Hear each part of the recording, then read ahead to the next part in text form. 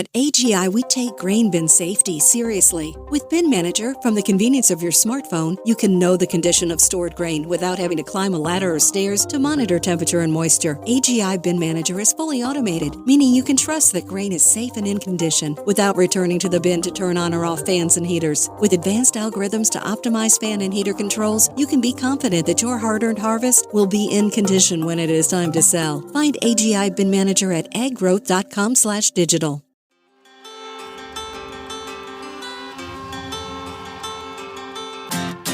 Hi, I'm Caitlin Dubin, and this is the Rural Woman Podcast. I'm a first-generation farmer who married into agriculture. Born and raised in a city, I was so unfamiliar with where my food came from, but I was determined to figure it out. Through my journey into agriculture, I saw women who were strong but humble, often taking a back seat. To me, these women were leaders who deserved a seat at the table. I created the Rural Woman Podcast to share the voices of women in an industry whose stories often went untold. The rural entrepreneurs who live and breathe their work, full of grit and pride. We come here to share our stories, to be in community with each other, to be challenged and inspired, but most importantly, to be celebrated and to be heard. We may not all live, farm, ranch, or homestead the same, but we are all connected. We are rural women, and our stories are worthy of being told.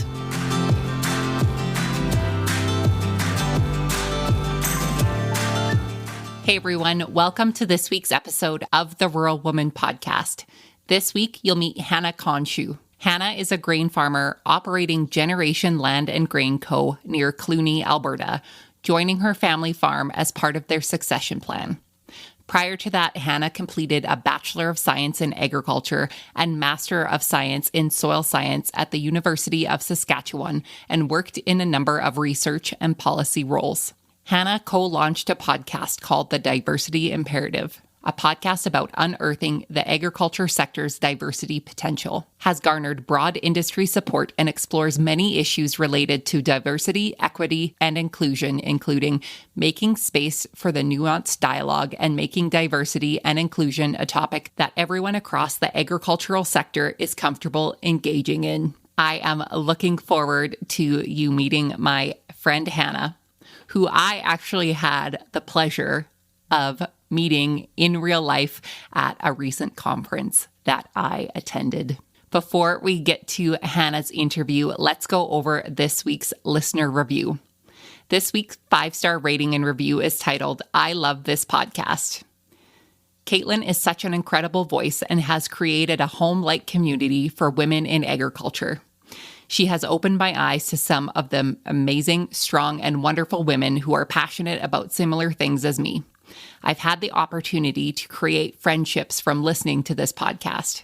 Not only am I a longtime listener of the Rural Woman Podcast, but Caitlin has helped me start my own podcast through her podcast coaching. She was patient, kind, and set me up for success, then led me to be a part of the Positively Farming Media Network, which has more people I am grateful to call my friends. Thank you, Caitlin, for being such a light in this world, bringing people together and sharing so many wonderful stories. That wonderful rating and review is from my friend Erica, who you all heard on a recent episode of the Rural Woman Podcast. So thank you so much for your kind rating and review over on Apple. If you haven't left a rating and review, I would encourage you to do so, as I am running out of kind words to read on air during these intros to our episodes. So I would love it if you could leave a rating and a review wherever you get your podcast. This helps other like-minded people find the stories of women in agriculture. And I wanted to say a big hello and welcome to our newest patron of the Rural Woman Podcast, Allison W. Thank you so much for your financial support of the Rural Woman Podcast. Allison now has access to ad-free listening, extended episodes, as well as my patron-only podcast, Maybe You Can Relate, which, if you didn't see, earlier this week, there was a new episode released all about being a female farmer. To learn more about how you can support the stories of women in agriculture to be shared through the Rural Woman podcast, you can head on over to wildrosefarmer.com and learn more about how you can become a patron through Patreon. Without further ado, my friends, let's get to this week's episode with Hannah.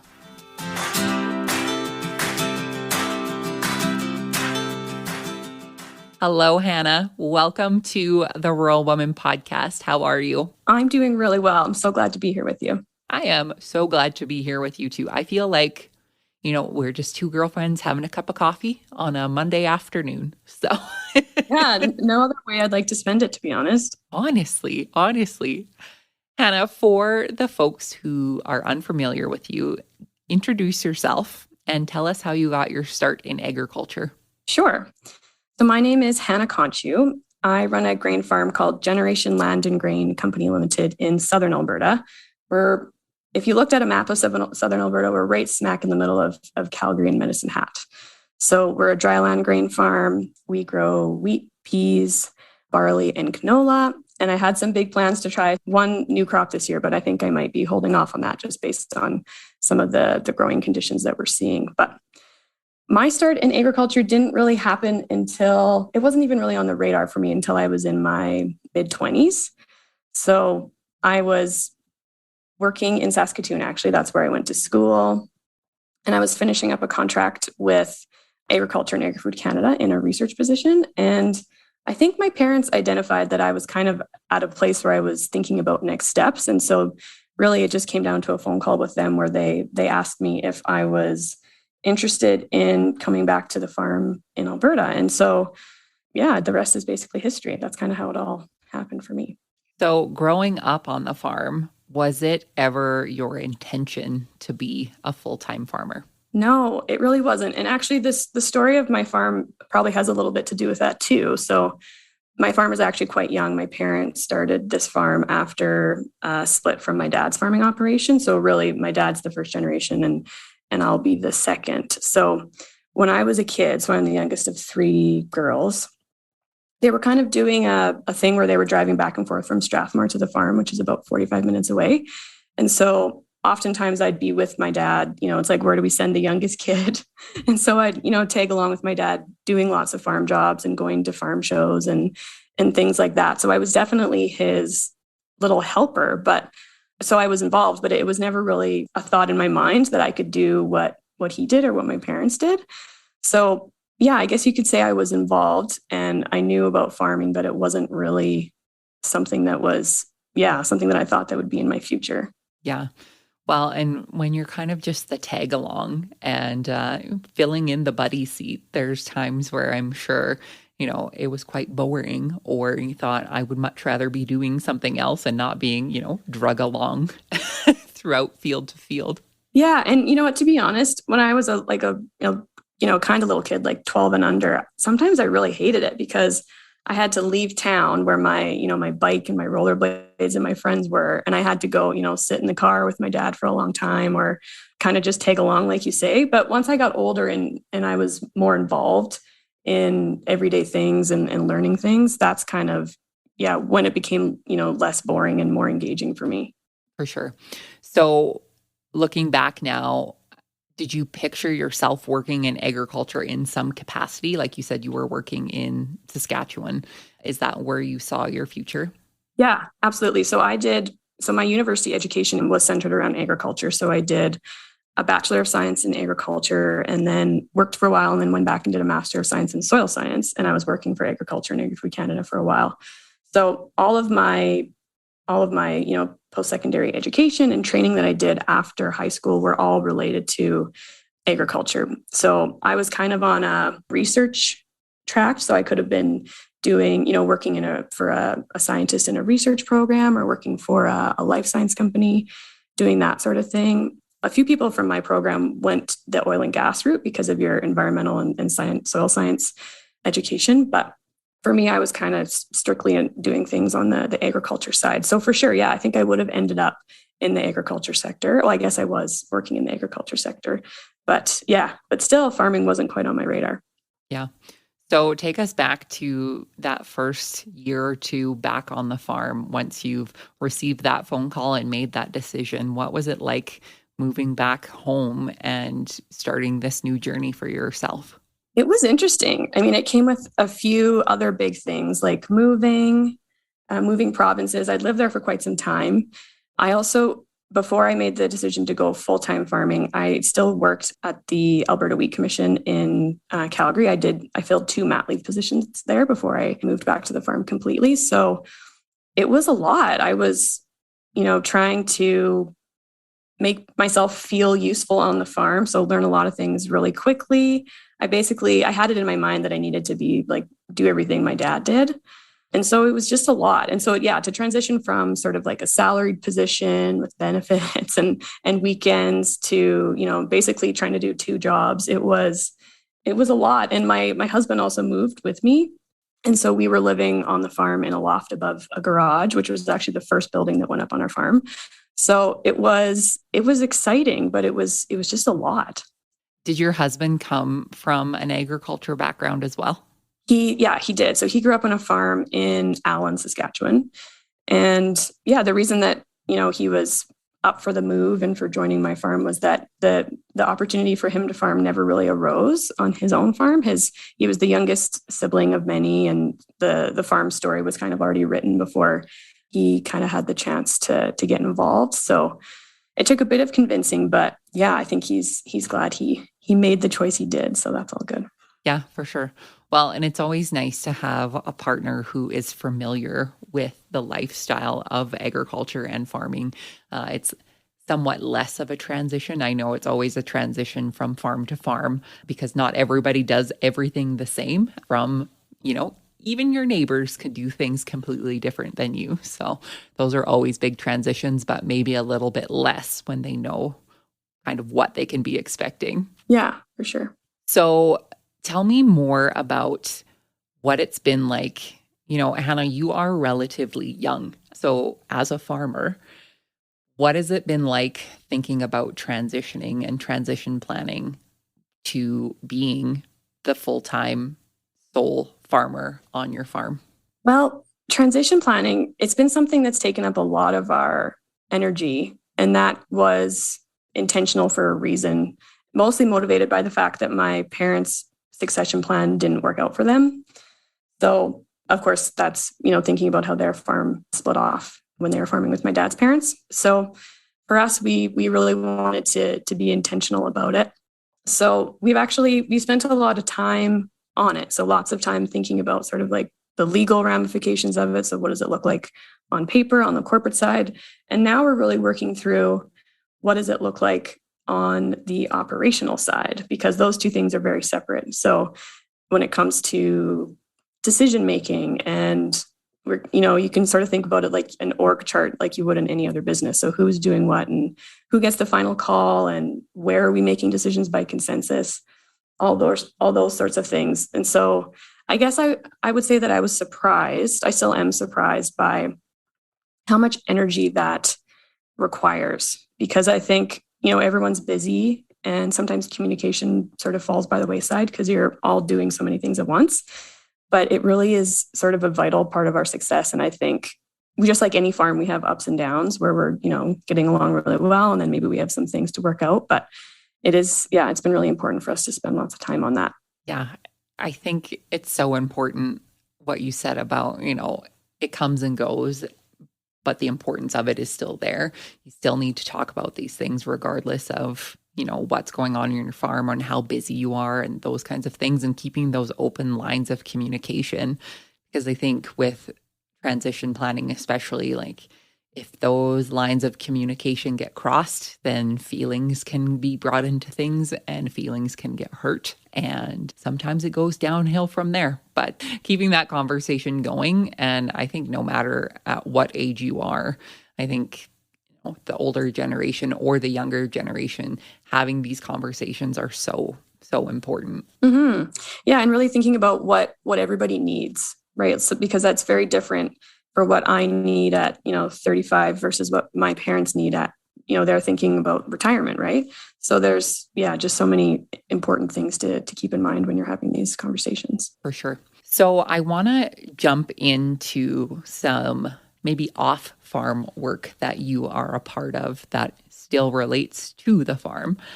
You have done a lot of things in your agriculture career, and when I was reading about you and coming up with my questions, I fangirled a little bit because I don't think I realized that you were the first woman to serve on the board of the Alberta Wheat Commission. So tell me what that experience was like for you, being the first woman to do that, as well as what drove you to make that decision that you wanted to be a part of that. Yeah, I was the first woman to serve on that board, but I feel like I should qualify it a little by saying that that organization started when the wheat board was dismantled. So around 2012. So still is a relatively, young organization, but it still feels like something that we should recognize because it is the lack of women in leadership positions, especially on primary producer run organizations. It's still an issue. And now that I've served on that board and termed out, the issue still exists. So it's something that's the topic of gender diversity in leadership positions in our sector is something that is, very near and dear to my heart. So the reason that I sort of had a connection to that organization is, of course, because I filled a contract position there. And so then I went full-time farming. And so because of that connection, those people knew me. They thought, oh, hey, well, Hannah's a farmer. She knows what we're all about. She can serve on this board. And so I put my name in the hat and I, ran for the leadership position in Region 2 and was elected. And I'm so glad I did that. It's such a thankless job. I mean, of course there's per diems and you are compensated for your travel and for all the things you participate in, but there's such a vital amount of work that goes on behind the scenes in these organizations. Of course, they're managing checkoff dollars and filtering that money into so many important programs like market development and research is a huge one. And policy, working with policymakers, so many important things that affect farmers. So I look back on it and there were so many things I learned and so many great people I got to meet. But like most things in life, there was also some really challenging conversations and challenging moments that I had, especially once I realized that one of the key things for me was thinking about who is doing the leading. So who is at the table and who is making decisions. So while I'm so glad I did it, there's definitely some things I hope for in the future when it comes to how these organizations are doing their own succession planning and transition planning and thinking about who is doing the leading and who's at the table. Right, for sure. And it's funny. So Hannah, you and I have been connected for quite some time now through podcasting and being a woman in agriculture in Alberta and all of these great things. And it's funny, I feel like for me, kind of the theme of this year so far for me in the conversations and discussions I've been having with people, there's been a lot to do with leadership and specifically women in leadership when it comes to agriculture, when it comes to podcasting, when it comes to a whole bunch of different things. And it's really interesting, regardless of what industry I'm talking about, there are still issues when women are faced in these leadership roles that have overlapped from multiple conversations that I've had. So I'm excited to dive more into this with you. Back in February of 2021, you co-wrote a piece that was titled, "It's Time to Finally Address the Lack of Diversity in Agriculture." Tell us more about that piece, why you wrote it, and what was the reaction that you received from it?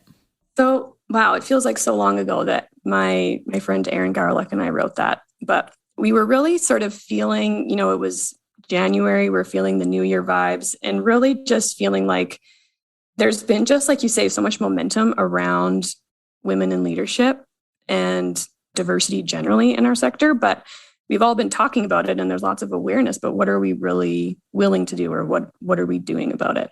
And so that was the main goal behind that piece. And so we pulled in lots of supporting information that shows what happens in an organization, and you sort of related that to our sector. And so this is, sort of like, this is the potential for where we can go if we're willing to have some of these hard conversations. So for the most part, we had good feedback. I would say we used some more bold language than either of us is used to.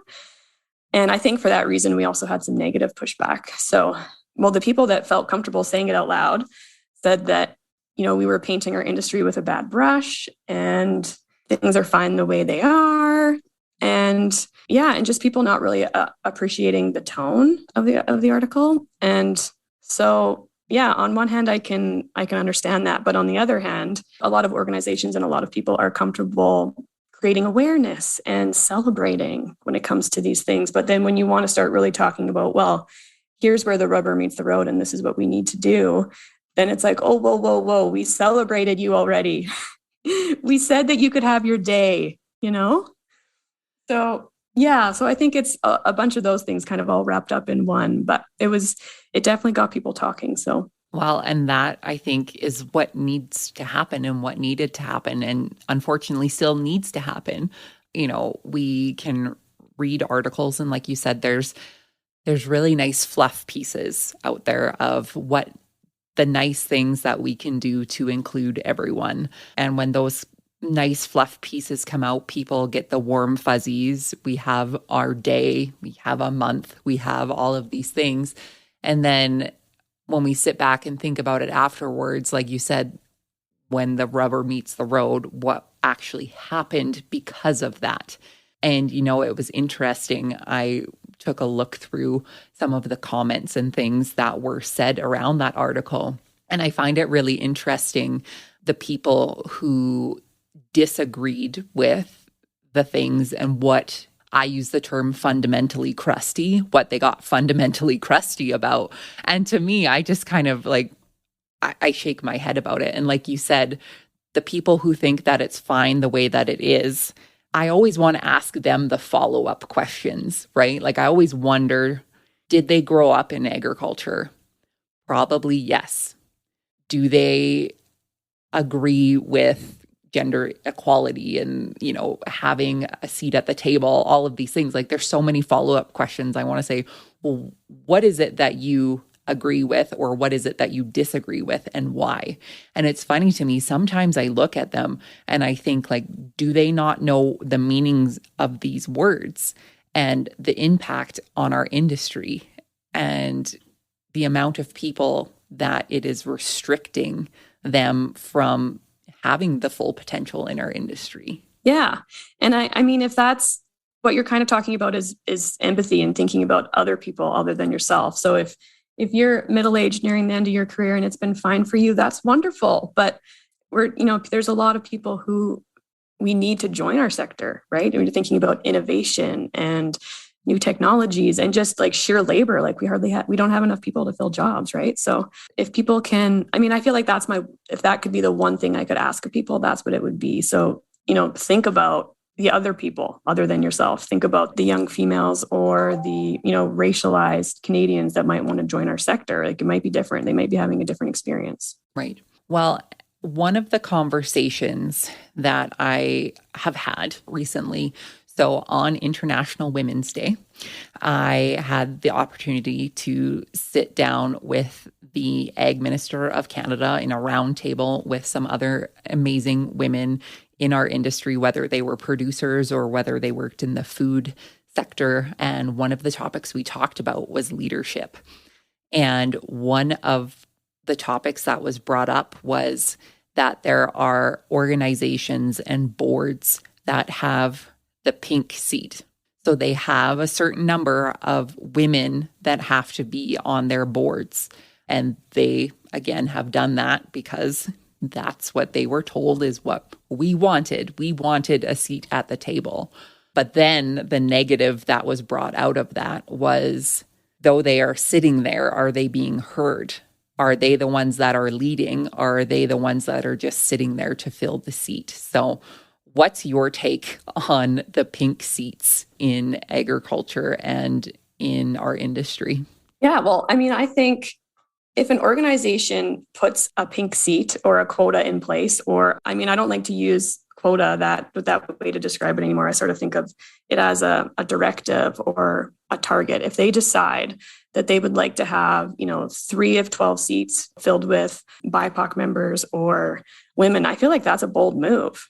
And people have the choice of what their attitude is around that, right? So, the seat that we have to fill, or no, this is going to be an opportunity to invite them to work really hard to invite other people to the table that don't get to sit here. So that to me is just a small part of it, because like you say, when people get there, is their contribution valued?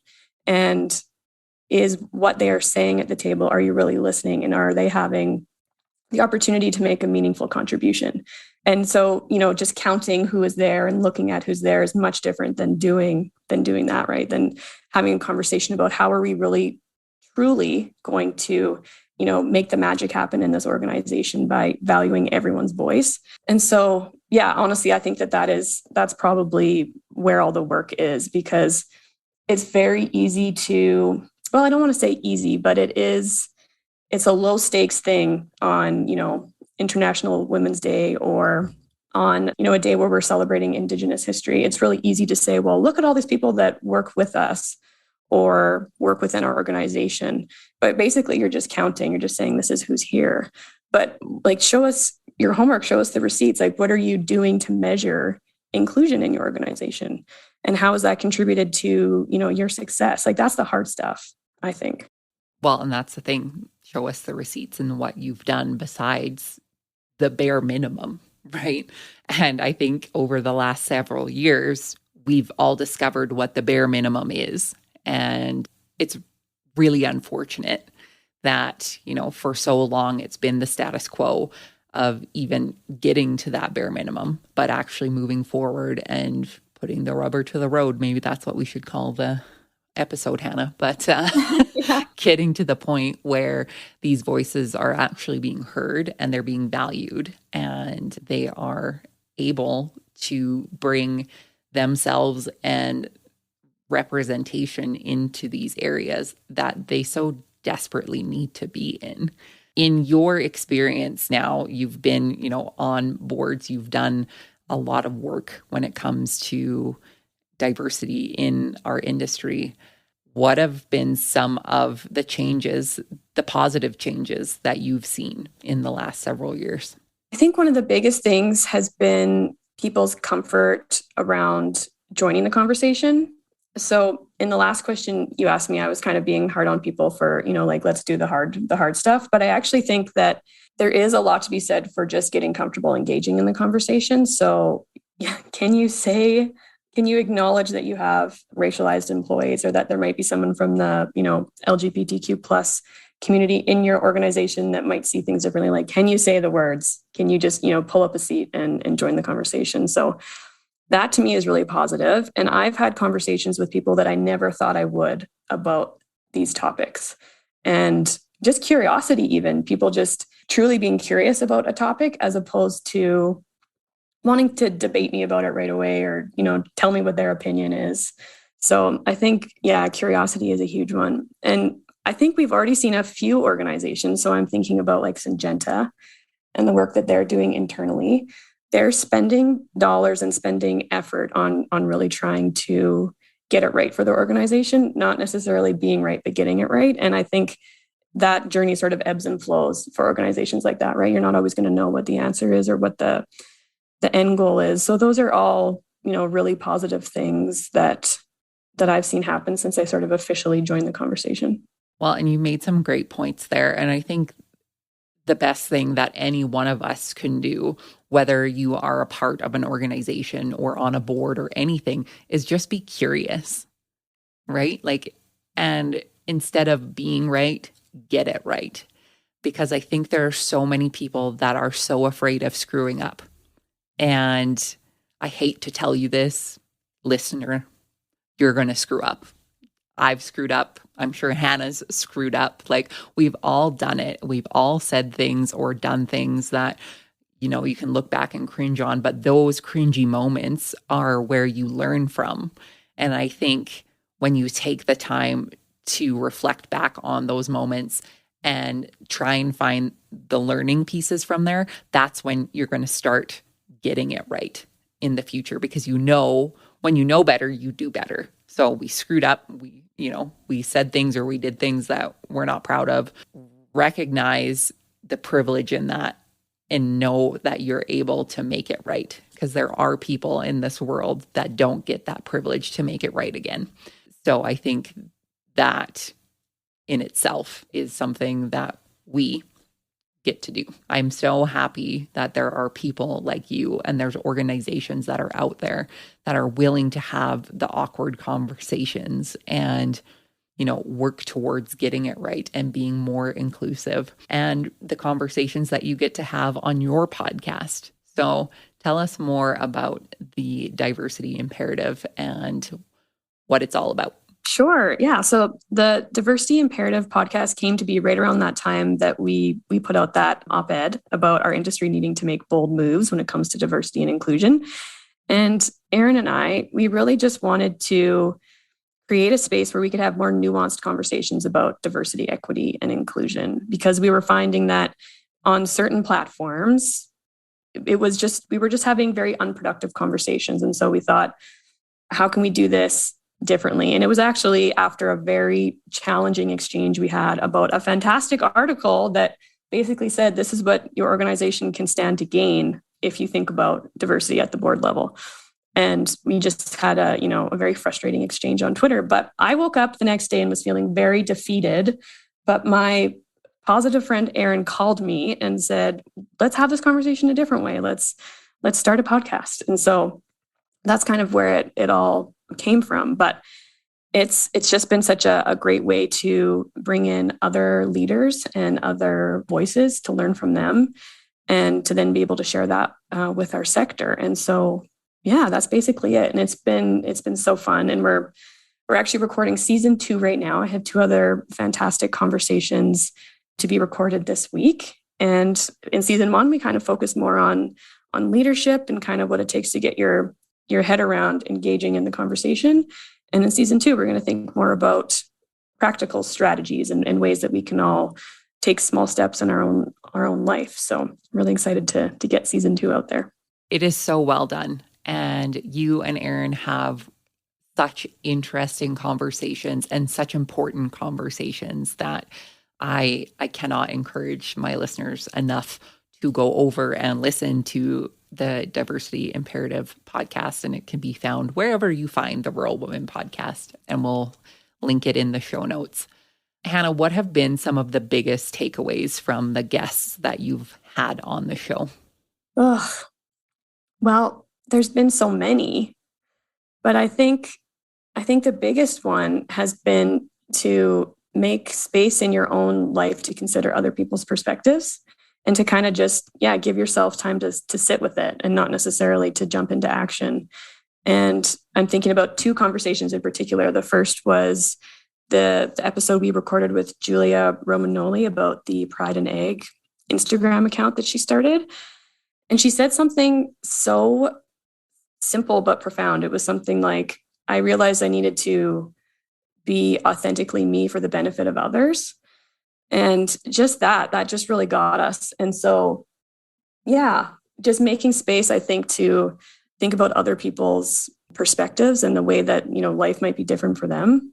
Yeah, it's just huge. And then one of my favorite conversations that actually turned into a 2-part thing was the conversation that started with Dr. Melissa Arcand about Indigenous farming and how she supports Indigenous land managers through the University of Saskatchewan. She's also a soil science professor. And then from that conversation, she led us to a book, and we actually got to speak to the author of Lost Harvests, Dr. Sarah Carter from the U of A. So then we got to really, research and sit with all of the information that we have about how government policy really did First Nations farmers a disservice when Canada was being developed. So, just the opportunity to sort of dive a little deeper into those conversations. Yeah, it was just wonderful. Those podcasts, the 2-part series that you did, were huge, and especially in the year 2021. And if you are Canadian, to hear those stories from Indigenous people in a time where there was a lot of discovery happening in our country and stories that were being told that, a lot of people didn't know about. And I can't say enough good things about that. And, being a farmer now and being on the land and all of these things and knowing what you know now. And like you said, just being able to sit with other people's experiences and know how they feel. You're not going to fix it. And I can just say it right now, you're not going to fix this. You're not going to fix these feelings and you can't change the world. But, going forward, knowing that these experiences have happened to other people and being empathetic towards that and thinking about ways that you can include people in your practices and in your operations and expand that table to have people pull up a seat and their stories and their voices to really be heard.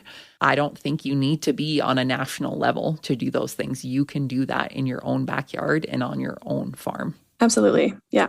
Couldn't have said that any better.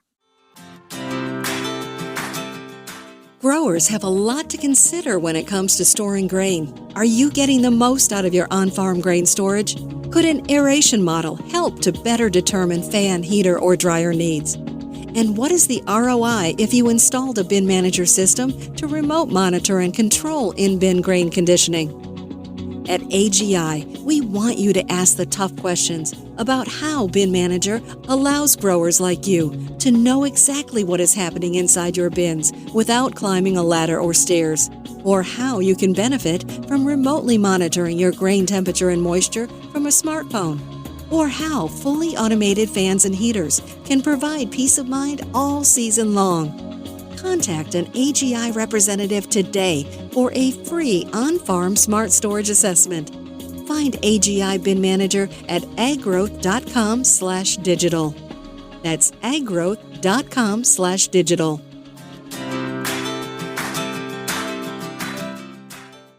So what's next for you, Hannah, on your farm, for the podcast, all of the things? What's going to happen now? Well, I'm thinking a lot about rain.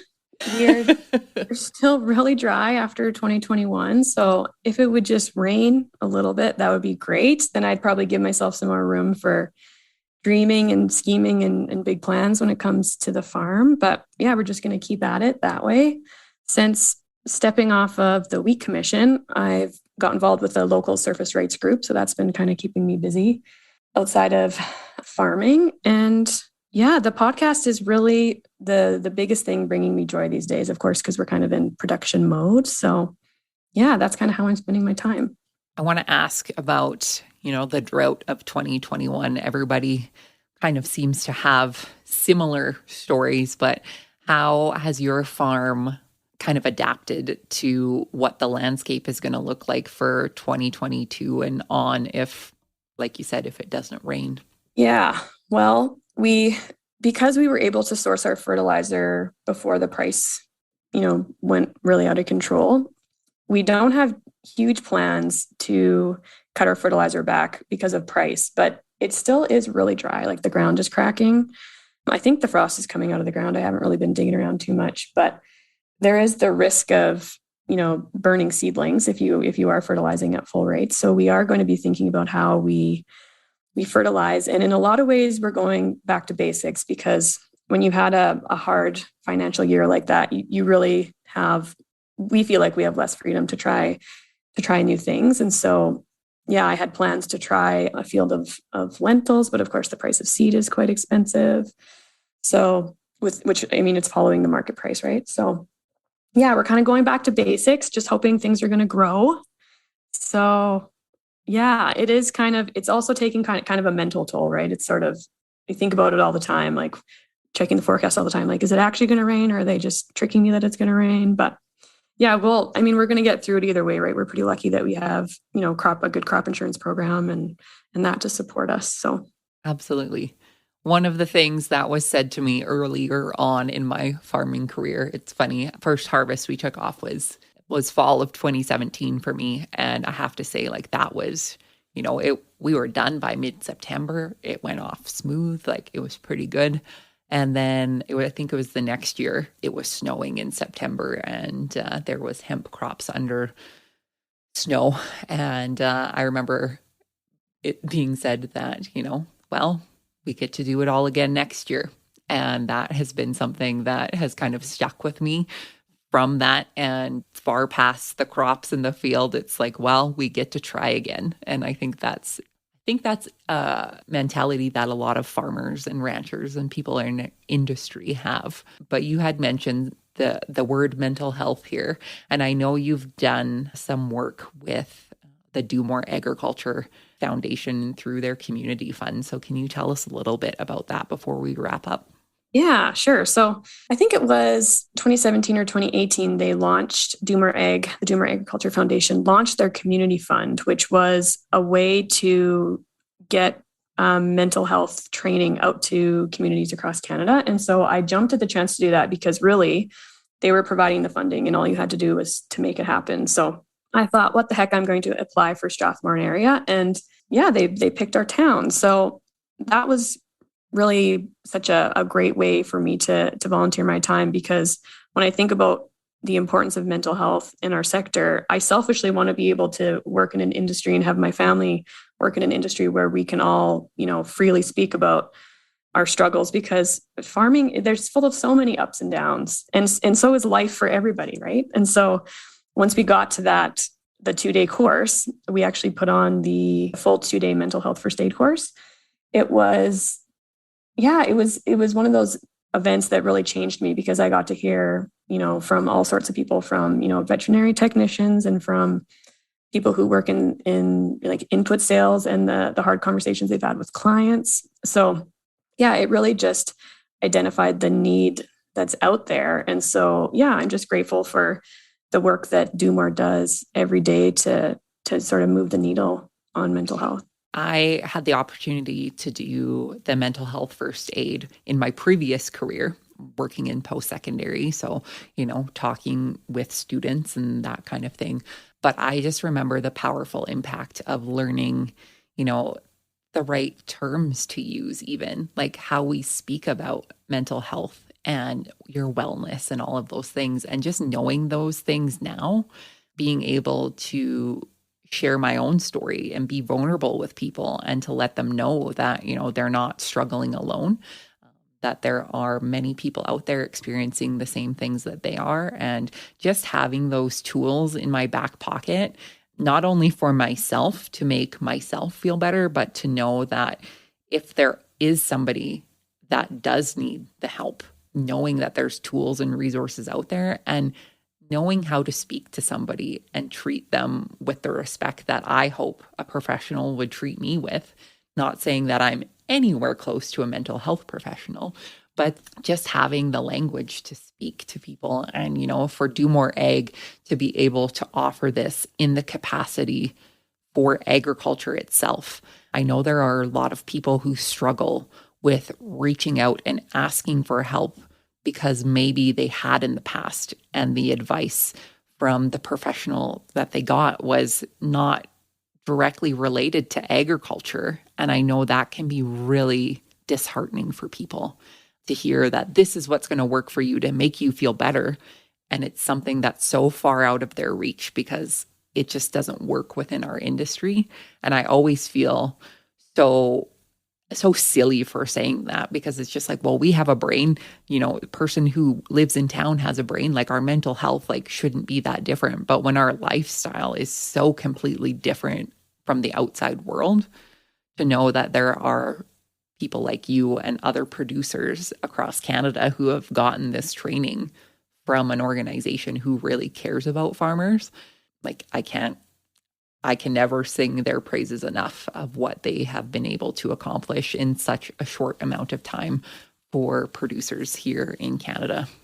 Mm-hmm. And, that piece you're talking about is, when you're thinking about how care might be different for a farmer or a rancher, it's kind of like a cultural competency, right? It's something where you might need to know extra background information about what that person has gone through. And because I actually had the chance to help Do More with some stuff over the past year, this is probably a good time to say that they have a course specifically for mental health professionals called Agriculture. And so, yeah, that course is a great place for anyone who interfaces with farmers and ranchers to go to sort of increase their knowledge about, some of the unique stressors that farmers and ranchers might experience. Yeah, because, if the mental health professional doesn't live this lifestyle, it could be completely foreign to them of what we do and how we operate. And what do you mean you worked for 16 hours yesterday?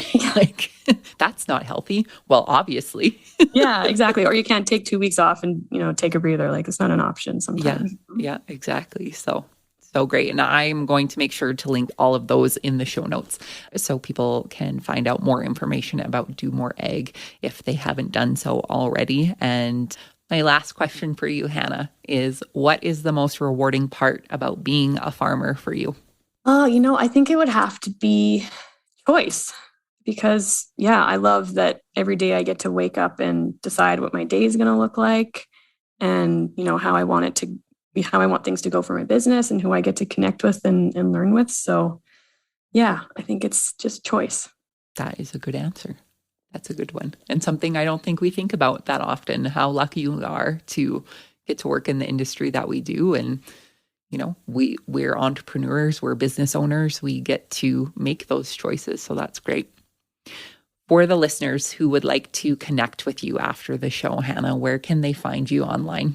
You can find me on Twitter at HJKIZZ. That's, HKiz. That's a handle that carried through from my younger days.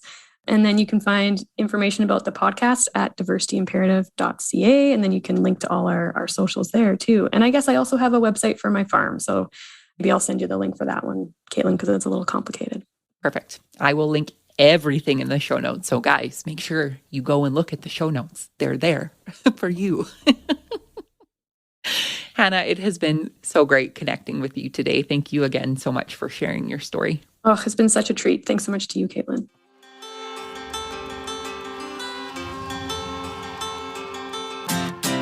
Thanks for listening to the Rural Woman Podcast, a proud member of the Positively Farming Media Podcast Network.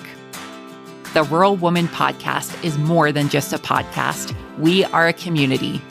A huge thank you to the Rural Woman Podcast team, audio editor Max Hofer, and admin support from Kim & Co. Online. A special thanks to our Patreon executive producers, Sarah Riedner from Happiness by the Acre and Carrie Munven from Laystone Farms. To learn how you can become a Patreon executive producer or other ways to financially support the show, head on over to wildrosefarmer.com to learn more.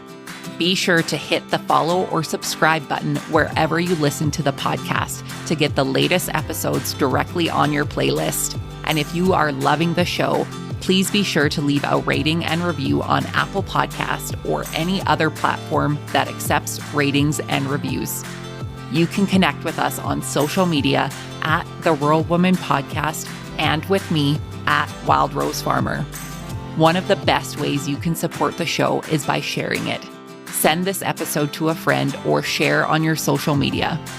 Let's strengthen and amplify the voices of women in agriculture together. Until next time, my friend, keep sharing your story.